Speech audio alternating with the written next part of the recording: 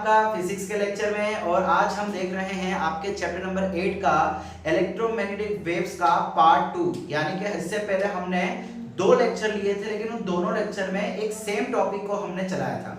आज हम बच्चा लोग देखने वाले कि आखिरकार इलेक्ट्रोमैग्नेटिक वेव्स बनती कैसे है। यानी आप कह सकते हैं आज का टॉपिक है सोर्स ऑफ इलेक्ट्रोमैग्नेटिक वेव्स। चलिए शुरू करें। तो सबसे पहले हम देख लेते हैं कि अभी तक हमने क्या पढ़ा है। इससे पहले लेक्चर में हमने क्या देखा था कि अगर कोई मैग्नेटिक फील्ड है जो इंक्रीज हो रही है तो वो एक इलेक्ट्रिक फील्ड बनाती है। हमने पढ़ रखा है ना कि ये मैग्नेटिक फील्ड बढ़ेगी तो अकॉर्डिंग टू फैराडेज लॉ एक नवा मैग्नेटिक फील्ड प्रोड्यूस होगी जो इसको कम करने की कोशिश करेगा। यानी कि अकॉर्डिंग टू लेंस लॉ वो मैग्नेटिक फील्ड कैसी आएगी, बाहर की तरफ। अब मैग्नेटिक फील्ड अगर मुझे बाहर की तरफ चाहिए मतलब करंट मुझे इस डायरेक्शन में चाहिए, बोलो है कि नहीं। अब अगर करंट एंटी क्लॉकवाइज चल रहा है, करंट क्यों चलेगा, बिकॉज इलेक्ट्रॉन्स मोशन करेंगे। इसका मतलब इलेक्ट्रॉन्स कुछ ऐसा चल रहे होंगे। अब इलेक्ट्रॉन्स जो थे वो स्टेडी थे, बैठे हुए थे अपनी जगह पे, आराम फरमा रहे थे। क्या आराम करते हुए इलेक्ट्रॉन को मैग्नेटिक फील्ड छेड़ सकता है? अरे छेड़ के तो देखे। मतलब कोई तो ऐसा है जो इलेक्ट्रॉन्स को चला रहा है, तो कौन चला रहा है यहाँ पे? Electric field. इसका मतलब एक मैग्नेटिक फील्ड, एक changing magnetic field electric field को इंट्रोड्यूस करती है। और you can say a changing magnetic field induces electric field. अच्छा, ये इलेक्ट्रिक फील्ड कैसी होती है? हमेशा मैग्नेटिक फील्ड को परपेंडिकुलर। देखो ये मैग्नेटिक फील्ड, ये इलेक्ट्रिक फील्ड हमेशा एक दूसरे को परपेंडिकुलर रहेंगे। क्लियर?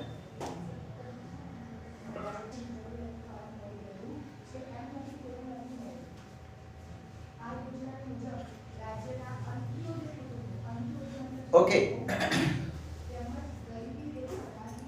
अच्छा, इसके साथ साथ हमने और भी एक चीज पढ़ी थी। अगर मान लो कि हम 2 कैपेसिटर को कनेक्ट कर देवे और इस बैटरी को चालू कर देवे, सो हमने क्या देखा था? ये नेगेटिव पॉइंट यहाँ से पॉजिटिव चार्ज देना शुरू कर देगा और ये पॉजिटिव चार्ज यहाँ पे जमा होने शुरू हो जाएंगे। इसका मतलब यहाँ पे पॉजिटिव चार्ज हो रहा है, यहाँ पे नेगेटिव चार्ज हो रहा है। अब पॉजिटिव नेगेटिव की वजह से क्या हो रहा है? यहाँ पे इलेक्ट्रिकल फील्ड प्रोड्यूस हो रही है। एंड इलेक्ट्रिकल फील्ड अपने साथ साथ किसको लेके आ रहा है? क्या वो अकेला आ रहा है? नहीं, वो अपने साथ लेके आ रहा है डिस्प्लेसमेंट करंट। अब बच्चा लोग अगर करंट है तो क्या मैग्नेटिक फील्ड होगी? बिल्कुल, बिकॉज मैग्नेटिक फील्ड को 2 ही लोग जनरेट कर सकते हैं, एक खुद मैग्नेट और एक दूसरा करंट। इसका मतलब यहां पे भी करंट देखने को मिला। कैसा करंट? अंदर जाता हुआ एंड यहां से बाहर आता हुआ। सो इसका मतलब हमने क्या बोल दिया कि यहाँ पे मैग्नेटिक फील्ड चेंज होती जा रही है, सॉरी इलेक्ट्रिकल फील्ड चेंज होती जा रही है, तो वो किसको इंड्यूस कर रहा है? मैग्नेटिक फील्ड को। अ changing electric field induces magnetic field. अच्छा, इसकी डायरेक्शन क्या होगी? देखो ये इलेक्ट्रिक फील्ड, ये मैग्नेटिक फील्ड है कि नहीं? Electric field, magnetic field. या अगर ऊपर की बात करो तो ये इलेक्ट्रिक फील्ड और ये मैग्नेटिक फील्ड। इसका मतलब मैग्नेटिक फील्ड चेंज हो या इलेक्ट्रिक फील्ड चेंज हो, वो एक दूसरे को प्रोड्यूस करते हैं। कब प्रोड्यूस करेंगे? जब वो दोनों चेंज होंगे, अदरवाइज नहीं होंगे। और दूसरी चीज कि वो कंपलसरी एक दूसरे को परपेंडिकुलर होंगे। The induced magnetic field is always perpendicular to the electric field. इसका मतलब जहां जहां इलेक्ट्रिक फील्ड चेंज होगा वहां वहां मैग्नेटिक फील्ड होगी, और जहां जहां मैग्नेटिक फील्ड चेंज होगी वहां वहां इलेक्ट्रिक फील्ड होगा। इतना हमने हमारे पिछले लेक्चर में देखा था। ठीक है, चलिए अब आगे क्या है। अब चलो हम जरा ये देखते हैं कि मैग्नेटिक फील्ड और इलेक्ट्रिक फील्ड क्या किसी चार्ज के कारण बन सकती है, या तो फिर चार्ज अलग अलग सिचुएशन में कौन सी फील्ड प्रोड्यूस करेगा। देखिए केस 1, अगर चार्ज रेस्ट पे है, बच्चा लोग चार्ज की इस समय वेलोसिटी 0 है, तो हमने देख रखा है कि अगर कोई चार्ज है जो मोशन नहीं कर रहा है वो कौन सी फील्ड बनाएगा? जरा सोच के बताना। चार्ज मोशन नहीं कर रहा, इसका मतलब करंट 0। अगर करंट 0 है तो क्या मैग्नेटिक फील्ड बनेगी? ऑब्वियसली नॉट, यानी मैग्नेटिक फील्ड 0। इसका मतलब एक स्टेडी चार्ज, एक रेस्ट चार्ज सिर्फ और सिर्फ इलेक्ट्रिक फील्ड बनाता है, सिर्फ और सिर्फ इलेक्ट्रिक फील्ड बनाता है। अच्छा, अब अगर उसी चार्ज को मैं एक यूनिफॉर्म मोशन में लूं, सपोज करो यही चार्ज है, ये एक v वेलोसिटी के साथ आगे बढ़ रहा है, तो बच्चा लोग इस समय कौन कौन सी फील्ड होगी? क्या इस समय electric field and magnetic field दोनों होगी, या सिर्फ मैग्नेटिक होगी, या सिर्फ इलेक्ट्रिक होगी? सोच के बताना। क्या हम ऐसा कह सकते हैं कि देखो चार्ज है तो सीधी सी बात है इलेक्ट्रिकल फील्ड तो होगी ही होगी। If charge is there then electric field is there. अच्छा वो अब मोशन भी कर रही है, चार्ज मोशन कर रहा है तो क्या मैं कह सकता हूं कि करंट मोशन कर रहा है, मतलब करंट पिक्चर में आ गया। अब अगर करंट पिक्चर में आ गया तो सीधी सी बात है यहाँ पे मैग्नेटिक फील्ड भी बनेगा। इसका मतलब चार्ज है सो इलेक्ट्रिकल फील्ड है, चार्ज के फ्लो होने के कारण करंट है तो करंट के कारण मैग्नेटिक फील्ड है। इसका मतलब यहाँ पे दोनों बनने वाला है। अच्छा अगर ये इलेक्ट्रिकल फील्ड है, सोच के बताना, अगर ये इलेक्ट्रिकल फील्ड है रेडियली आउटवर्ड्स तो मैग्नेटिक फील्ड कैसी होगी? मैग्नेटिक फील्ड z एक्सिस के थ्रू होगी, या तो वो आउटवर्ड्स निकलेगी या तो वो इनवर्ड्स जाएगी। समझ आ रहा है? हमने क्या देखा था कि इलेक्ट्रिकल फील्ड और मैग्नेटिक फील्ड हमेशा एक दूसरे को परपेंडिकुलर होती है। सो इसकी मैग्नेटिक फील्ड या तो ऐसी होगी या तो अंदर की तरफ होगी। आप पता भी लगा सकते हैं, है ना, right hand thumb rule, current and ये ऊपर से बाहर नीचे से अंदर। ओके, बट प्रॉब्लम पता है क्या है? आपकी एनसीईआरटी ऐसा नहीं कहती है। एनसीईआरटी कह रही है कि अगर चार्ज यूनिफॉर्म वेलोसिटी के साथ चल रहा है तो वो सिर्फ और सिर्फ मैग्नेटिक फील्ड प्रोड्यूस करेगा, इलेक्ट्रिक फील्ड नहीं। क्या एनसीईआरटी गलत कह रही है? नहीं। क्या हम गलत कह रहे हैं? नहीं। मतलब देखो ध्यान से सुनना, हम जो बात कर रहे हैं ना, हम बात कर रहे हैं फ्री चार्ज की। एक फ्री चार्ज जो ऐसे ही खुले आसमान के नीचे ग्राउंड में खुले आम घूम रहा है पतंग पकड़ने के लिए, मतलब ऐसे ही यहाँ वहाँ कहीं रखड़ रहा है। अब बच्चा एनसीईआरटी जो बात कर रही है ना, वो बात कर रहा है charge flowing in a circuit के बारे में। Charge flowing in a circuit मतलब अगर मैं किसी सर्किट को बैटरी से कनेक्ट कर दूं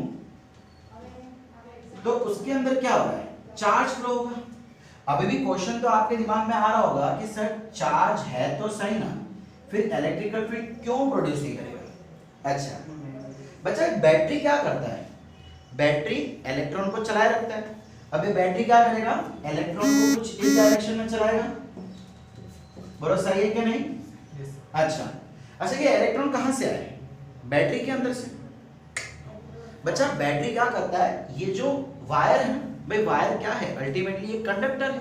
उस वायर के अंदर बहुत सारे एटम्स है, उन बहुत सारे एटम्स में बहुत सारे फ्री इलेक्ट्रॉन्स है। ये उन्हीं इलेक्ट्रॉन्स को पकड़ के घुमा रहा है। बैटरी क्या कर रहा है? इसके अक्रॉस पोटेंशियल डिफरेंस है। पोटेंशियल डिफरेंस क्या करता है? चार्ज को एक जगह से दूसरी जगह लेके जाता है।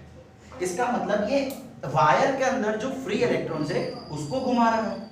अच्छा बच्चा, अब अगर किसी एटम में से फ्री इलेक्ट्रॉन निकल जाएगा तो क्या एटम आयन बन जाएगा? अब यार इसके अंदर एटम्स है, चलो कॉपर एटम मान लो, कॉपर एटम में से इलेक्ट्रॉन निकल के गए तो कॉपर एटम अब तो आयन बन गया। अब वो कॉपर थोड़ी ना रहा, वो तो आयन बन गया। अब एक पॉजिटिव एक नेगेटिव, एक पॉजिटिव एक नेगेटिव, इसका मतलब ओवरऑल इसमें चार्ज है ही नहीं।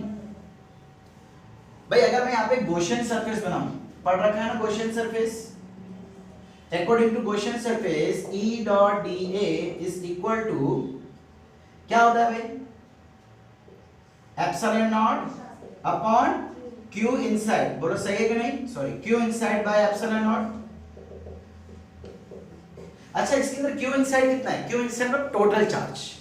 यार एक नेगेटिव है एक पॉजिटिव है, एक नेगेटिव है एक पॉजिटिव है, इसका मतलब Q इनसाइड तो जीरो है, तो इलेक्ट्रिकल फील्ड भी कितनी हो गई? जीरो हो गई। तो आपकी एनसीईआरटी इस सिचुएशन के बारे में बात कर रहा है। तो क्या ये चीज पॉसिबल नहीं है? ये चीज पॉसिबल है, लेकिन जैसे कि बच्चा लोग मैंने आपको पहले कहा, यहाँ पे बहुत हायर फिजिक्स अप्लाई होती है। ठीक है, वो हायर फिजिक्स फिलहाल आपके सिलेबस में नहीं है और फिलहाल हम वो इतना डिटेल में जा भी नहीं सकते हैं, बिकॉज इसके लिए हमें बहुत सारी एक्स्ट्रा इन्फॉर्मेशन चाहिए होती है, जैसे कि मैग्नेटिक फील्ड आगे जाके मैग्नेटोनिक फील्ड बनाती है। ठीक है, that is part of your BSc और एमएससी। सो इसको हमें जरा डिस्कस नहीं करना है, हमें इसको डिस्कस करना है। अब इलेक्ट्रिकल फील्ड तो बन नहीं रही है, क्या यहाँ पे मैग्नेटिक फील्ड बनेगी? सोच के बताना। ऑब्वियसली यस बच्चा, इलेक्ट्रॉन तो फ्लो हो रहे ना, मतलब करंट तो फ्लो होगा। मैग्नेटिक फील्ड तो करंट पे डिपेंड करता है। सो अगर करंट है तो यस मैग्नेटिक फील्ड है। इसका मतलब अगर चार्ज मोशन में चल रहा है, मतलब मोशन कर रहा है किसी सर्किट के अंदर, तो वो क्या बनाएगा, सिर्फ और सिर्फ मैग्नेटिक फील्ड। कब, जब वो सर्किट के अंदर है तब। लेकिन अगर वो फ्रीली घूम रहा है तो वो electric field and magnetic field दोनों बनाएगा। क्लियर यहां तक?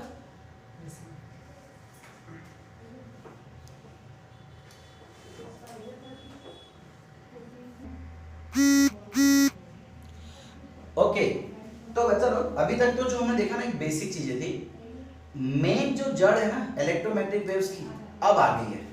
देखिए एक हमने ले लिया था कि रेस्ट पे, दूसरा हमने ले लिया यूनिफॉर्म वेलोसिटी।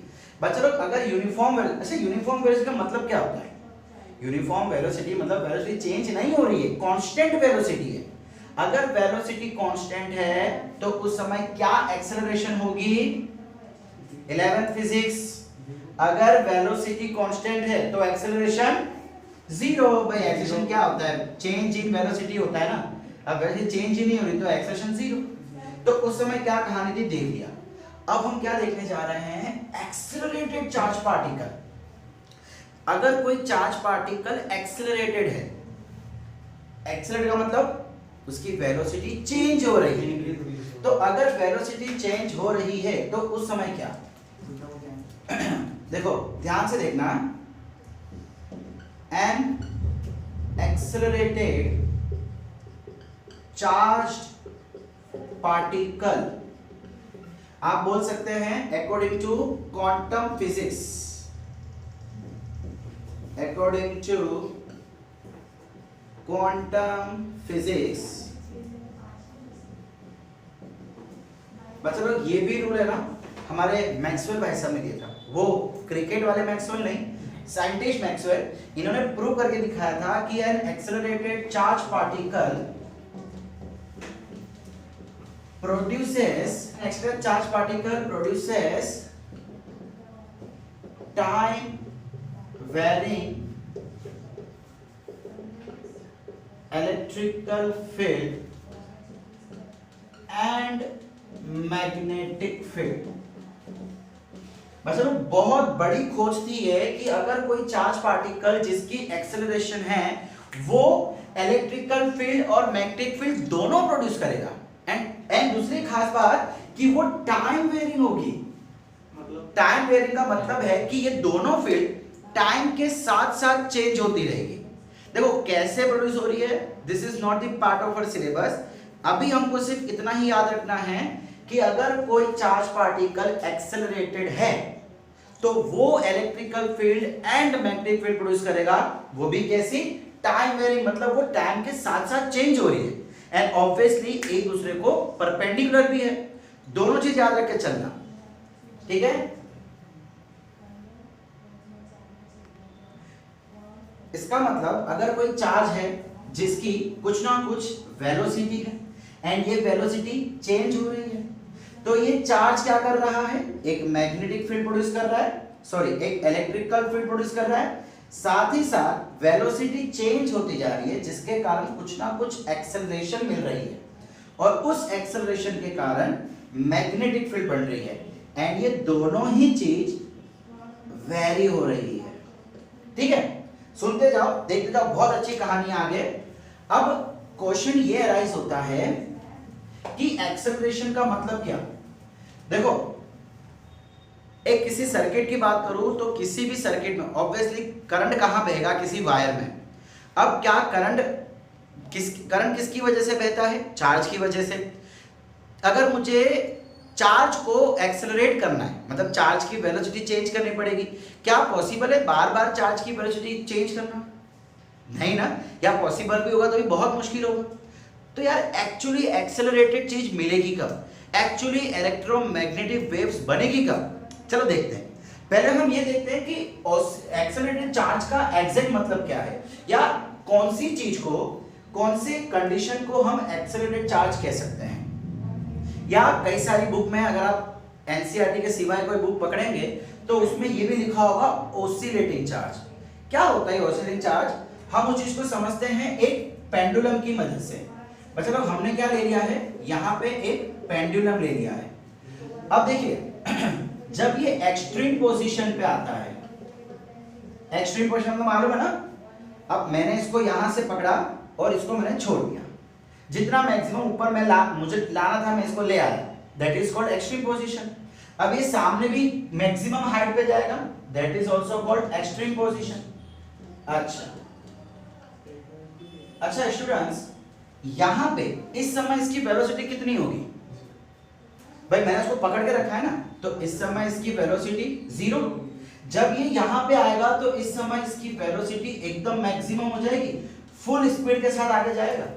अच्छा, जब ये वापस अपनी एक्सट्रीम पोजीशन पे आएगा, इस समय इसकी वेलोसिटी फिर से कितनी हो जाएगी? फिर से 0, बिकॉज इसको अपनी डायरेक्शन चेंज करनी है। अरे कोई भी बेटा जब यहां से यूं जाएगा 0 होके फिर ही तो वापस आएगा, यानी एक इतने से समय के लिए यहाँ पे वेलोसिटी 0, फिर वापस से इसकी वेलोसिटी बीच में कैसी हो जाएगी? मैक्सिमम, एंड वापस जब यहाँ पे आएगा तो फिर से वेलोसिटी 0। बच्चा लोग, क्या ये एक एक्सेलरेटेड मोशन है? सोच के बताना, क्या ये एक एक्सेलरेटेड मोशन है? ऑब्वियसली यस यार, यहाँ पे वेलोसिटी चेंज हो रही है, देखो ना, 0 मैक्सिमम, फिर 0 फिर मैक्सिमम। सो क्या मैं ऐसा कह सकता हूँ कि यहाँ पे वेलोसिटी ऑसिलेट कर रही है, 0 से मैक्सिमम, मैक्सिमम से 0, 0 से मैक्सिमम, मैक्सिमम से 0, वेलोसिटी ऑसिलेट कर रही है। इसका मतलब अगर हमारा चार्ज कभी किसी सिचुएशन में अगर हमारा चार्ज ऑसिलेट करेगा तो उसको हम बोलेंगे कि हमारा चार्ज एक्चुअली एक्सेलरेटेड हो गया है। अच्छा, ये चार्ज एक्सेलरेट कब और कहां होता है? आई थिंक चैप्टर नंबर 7 में हमने कुछ पढ़ा था, याद आया कुछ? एलसी ऑसिलेटर या एलसी ऑसिलेशंस। भाई इस समय हमने देखा था कि हमारी एनर्जी भी ऑसिलेट कर रही है, साथ ही साथ चार्ज भी ऑसिलेट कर रहा है। याद है? नहीं यार, चलिए देखते हैं हमें क्या करना है। देखो एक चीज हमको यहाँ से क्या सीखने को मिल रही है कि चार्ज की स्पीड चेंज करना का मतलब ये एक्सेलरेटेड नहीं होता है। अगर मैं चार्ज को ऑसिलेट करवा दूं, 0 से मैक्सिमम, मैक्सिमम से 0 करवा दूं, तो वो भी एक तरह का चार्ज एक्सेलरेटेड ही हुआ। अच्छा, अब ये कंडीशन कब मिलेगी? चलो देखते हैं। हम क्या करते हैं ना, एक चार्ज को एक इंडक्टर के साथ कनेक्ट कर लेते हैं, ठीक है? हमने एक कैपेसिटर ले लिया, एक इंडक्टर ले लिया, और इस कैपेसिटर को हमने फुल्ली चार्ज कर दिया। किसी बैटरी की मदद से हमने इसको फुल्ली चार्ज कर दिया और बोल देते कि चलिए यहाँ पे प्लस क्यू है, यहाँ पे माइनस क्यू है। अच्छा, अब चलो, जब मैं इस बटन को, इस स्विच को क्लोज करूंगा at time is equal to 0, क्या इस समय कोई करंट होगा? बच्चा मैंने जस्ट इसको क्लोज किया ही है, तो इस समय तो कोई करंट नहीं होगा, मतलब करंट 0। अब जैसे ही मैंने सर्किट क्लोज की, ये दोनों प्लेट क्या कोशिश करेगी? भाई ये इसको अट्रैक्ट करेगा, मतलब ये पॉजिटिव निकल के यहाँ फ्लो होना शुरू हो जाएगा। समझो मैं क्या बोल रहा हूँ? यहां से पॉजिटिव चार्ज निकल के इधर फ्लो होना शुरू हो जाएगा, मतलब यहां पे कुछ ना कुछ चार्ज कम हो जाएंगे। पहले यहां पे मैंने 4 रो किया, वहां पे 3 रो किया, ये दिखाने के लिए कि चार्ज फ्लो हो रहा है। अरे बच्चा, जब आप किसी चार्ज प्लेट को, एक पॉजिटिवली चार्ज एक नेगेटिवली चार्ज प्लेट को कनेक्ट करोगे तो क्या होगा? चार्ज ही तो फ्लो होंगे उसमें से, पोटेंशियल डिफरेंस के कारण। अच्छा, अब चार्ज फ्लो हो रहे हैं, इसका मतलब यहां पे करंट फ्लो हो रहा है, और ये करंट कैसा होगा?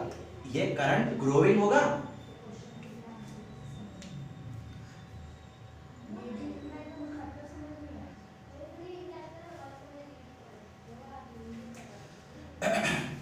अच्छा, ये करंट कैसा होगा? भाई ये करंट तो ग्रोइंग होगा। ग्रोइंग का मतलब भाई चार्ज फ्लो होते जा रहे हैं, यहाँ का चार्ज कम होता जा रहा है एंड करंट बढ़ता जा रहा है। ये चार्ज कम होता जा रहा है, करंट बढ़ता जा रहा है, लेकिन राक्षस की तरह यहाँ पे आ गया ये इंडक्टर। बोले तुम फ्लो हो, तुम जाओ, तुम बढ़ो, लेकिन धीमे धीमे, स्लोली स्लोली। तो ये इंडक्टर करंट को ग्रो तो होने दे रहा है, लेकिन बहुत स्लोली स्लोली। अब ऐसे करते करते करते करते एक समय आ गया जब यहाँ पे 0 हो गया, और इस समय जैसे ही कैपेसिटर के ऊपर चार्ज 0 हुआ, उस समय का जो भी करंट था वो मैक्सिमम होगा, बिकॉज अब करंट क्या बोलेगा? देखो सीधी सी बात है, कि चार्ज सडनली नहीं इंक्रीज हो रहा है, धीमे धीमे इंक्रीज हो रहा है। क्यों? इंडक्टर के कारण। अब एक ऐसा समय आया जब करंट मैक्सिमम हो गया और हम समझ लेते कि चलिए उस समय का चार्ज भी जीरो हो गया, यानी कि करंट क्या बोलेगा, भैया मुझे भी जीरो होना पड़ेगा, चार्ज नहीं है तो चार्ज फ्लो नहीं होगा, चार्ज फ्लो नहीं होगा तो करंट नहीं होगा। लेकिन फिर आ गया ये, अब ये दानव भगवान बन गया, बोले जा वत्स मेरा वरदान है, तू जीरो नहीं होगा, जीरो होगा लेकिन धीमे धीमे होगा, एकदम से नहीं होगा। करंट बोल रहा है मुझे फटाफट जीरो होना है, लेकिन ये बोल रहा है नहीं भाई, हमको पता है ना, हमने पढ़ रखा है inductor supports the decay current. बच्चा अब क्या हो रहा है, एक्चुअली यहाँ पे ना करंट आपका डीके होना शुरू हो गया है, लेकिन इंडक्टर के कारण ये डीके जल्दी से नहीं हो रहा है, धीमे धीमे हो रहा है। आपको याद ही होगा, inductor supports decay current and inductor opposes growing current।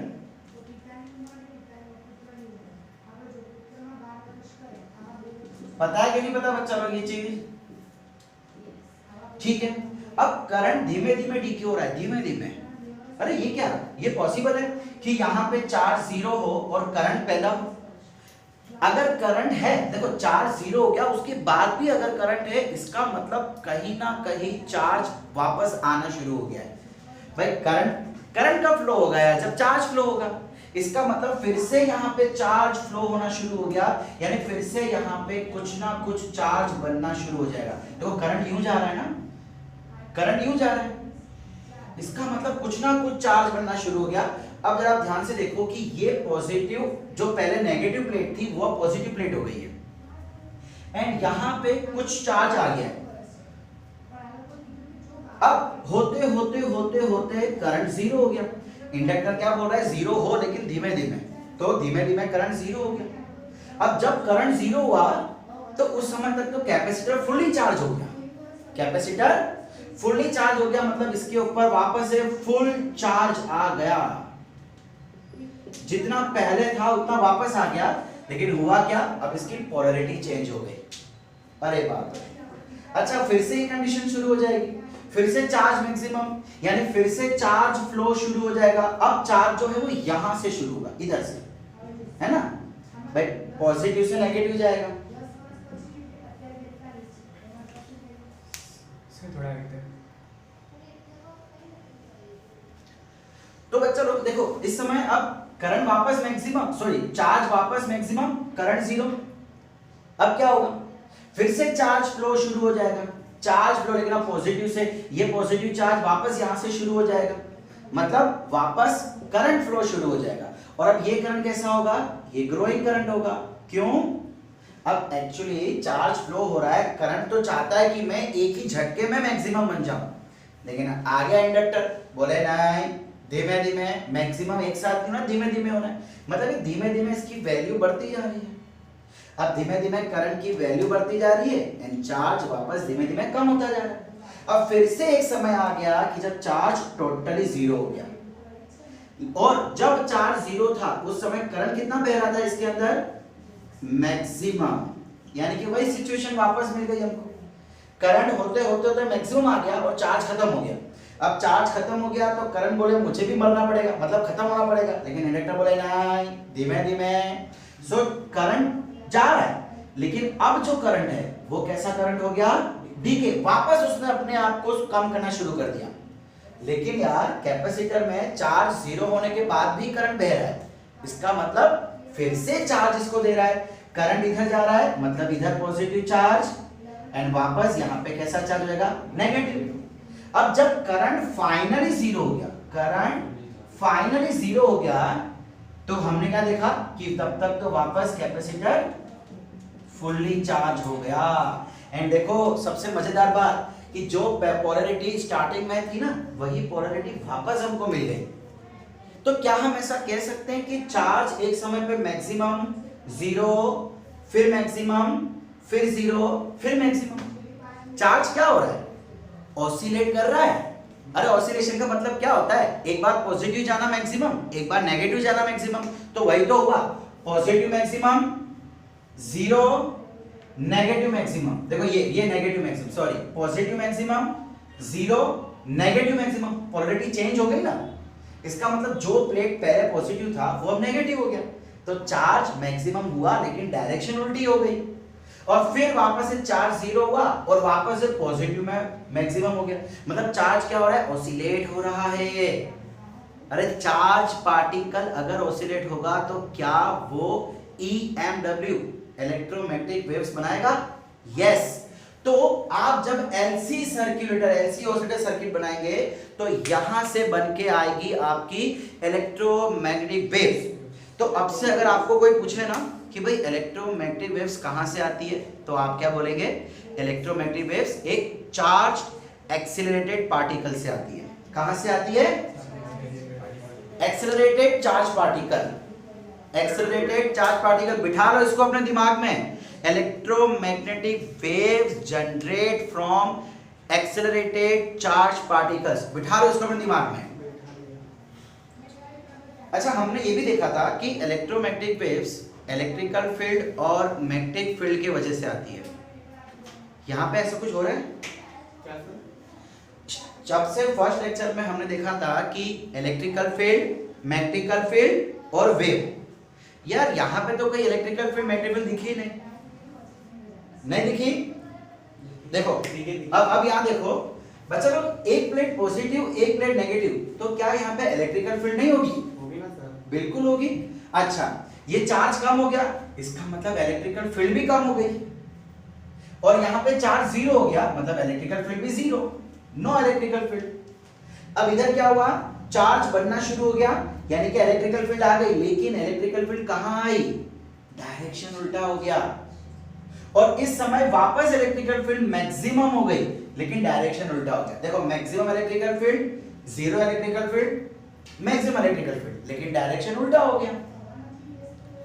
And इस समय वापस इलेक्ट्रिकल फील्ड घटना शुरू हो गई, और इस समय वापस जीरो हो गई इलेक्ट्रिकल फील्ड। इस समय फिर से बढ़ना शुरू हो गई, लेकिन वापस डायरेक्शन चेंज। देखो, वापस इलेक्ट्रिकल फील्ड का डायरेक्शन चेंज हो गया, एंड इस समय आपके वापस इलेक्ट्रिकल फील्ड मैक्सिमम हो गई। इसका मतलब इलेक्ट्रिकल फील्ड तो ऑसिलेट कर ही रही है, और हमने तो यही देखा था कि एक इलेक्ट्रिकल फील्ड ऑसिलेट करेगी। अगर इसको मैं ग्राफ के थ्रू दिखाऊं, चलता जाएगा ना।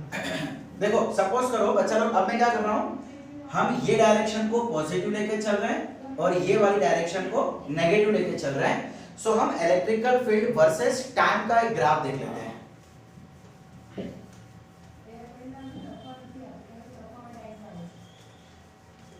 चलता जाएगा ना।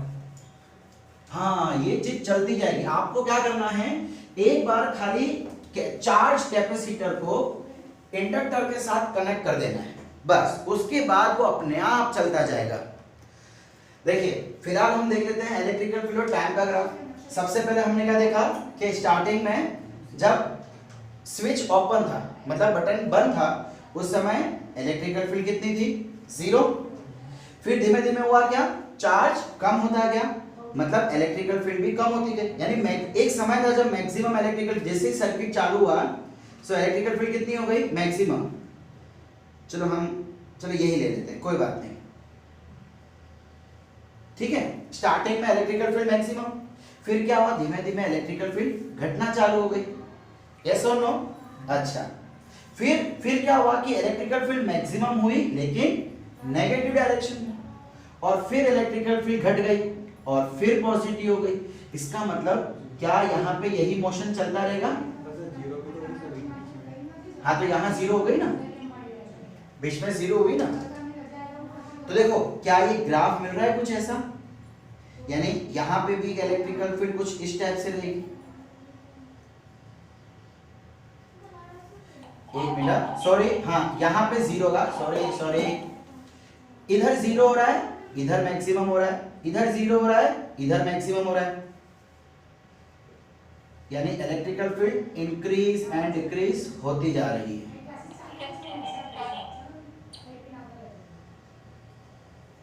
तो बच्चों ये क्या मिला हमको? एक चेंजिंग इलेक्ट्रिकल फील्ड मिल गया हमको। ये क्या है? ये क्या दिखा रहा है आपको? एक ऐसा ग्राफ जो टाइम के साथ साथ, देखो उसकी व्हाट इज वैल्यू चेंज होती जा रही है। टाइम के साथ साथ वैल्यू चेंज होती जा रही है। तो यही तो हमने देखा था an accelerated charge particle induces time varying electrical field. बन गई। अच्छा, अब अगर इलेक्ट्रिकल फील्ड चेंज हो रही है तो क्या मैग्नेटिक फील्ड भी चेंज होगी? वो तो शुरू से देखा था, वही हमको मैक्सवेल ने समझाया था कि अगर इलेक्ट्रिकल फील्ड चेंज होती जाएगी सो मैग्नेटिक फील्ड भी चेंज होगी। देखो जरा ध्यान से देखना, ऑसिलेटिंग इलेक्ट्रिकल फील्ड, ये क्या था? इलेक्ट्रिकल फील्ड ऑसिलेट कर रही है, मतलब चेंज कर रही है। So oscillating electrical field produces an oscillating magnetic field. देखिए जरा कैसे, देखो स्टार्टिंग में चार्ज, देखो इस समय हम मान लेते हैं कि चार्ज जीरो हो गया, ये हर समय क्या देगा हमको? Charge zero. ठीक है, तो इस समय इलेक्ट्रिकल फील्ड मैक्सिमम,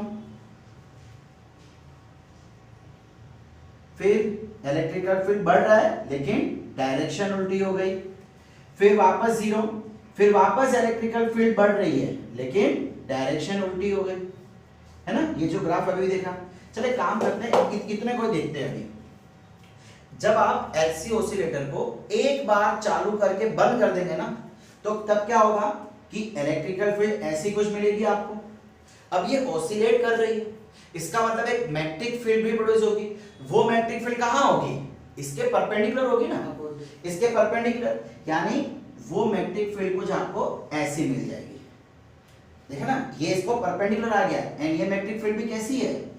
ऑसिलेट कर रही है, ये भी चेंज कर रही है। अब जरा देखो, ये इलेक्ट्रिकल फील्ड ने ये मैग्नेटिक फील्ड को जनरेट किया और ये मैग्नेटिक फील्ड भी ऑसिलेट कर रही है। अरे बाप रे, ये वाली मैग्नेटिक फील्ड भी ऑसिलेट कर रही है। इसका मतलब क्या ये फिर से एक और इलेक्ट्रिकल फील्ड बनाएगी? हाँ, एंड वो इस बार कहां होगा? इस बार वो नेगेटिव डायरेक्शन में होगा। इसको परपेंडिकुलर है, इसको पर देखो, ये वाई एक्सिस में इलेक्ट्रिकल फील्ड कहां मिल रहा है हमको? वाई एक्सिस में मिल रहा है, और जो मैग्नेटिक फील्ड है वो किधर मिल रहा है? जेड एक्सिस, यानी दोनों एक दूसरे को परपेंडिकुलर। सो ये फिर से एक इलेक्ट्रिकल फील्ड मिल रही है हमको जो कि टाइम के साथ साथ वेरी होगी। अच्छा, ये फिर से इलेक्ट्रिकल फील्ड वेरी हो रही है, मतलब ये एक और मैग्नेटिक फील्ड बनाएगा आगे जाके कुछ इस टाइप से, एंड ये वाली मैग्नेटिक फील्ड भी कैसी हो रही है? वेरी। अच्छा, मैग्नेटिक फील्ड की भी डायरेक्शन तो चेंज होगी ना। देखो एक बार ये इधर, ये पॉजिटिव समझ लो तो वो नेगेटिव समझ लो। ये इलेक्ट्रिकल फील्ड, ये वाली मैग्नेटिक फील्ड।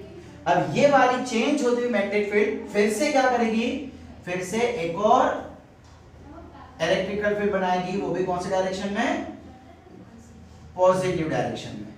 तो बच्चा लोग कुछ इस टाइप की डिजाइन हमको मिलना शुरू हो जाएगी। एक इलेक्ट्रिकल फील्ड इसको जनरेट करेगा, यानी कि इसने इसको बनाया, इसने इसको बनाया, इसने इसको बनाया, एंड ये वापस इसको बना रहा है। तो यही चीज चलती जाएगी। एंड ये क्या हो रहा है? ये क्या हो क्या रहा है? अरे ये देखो ना, ये कुछ आगे आता जा रहा है।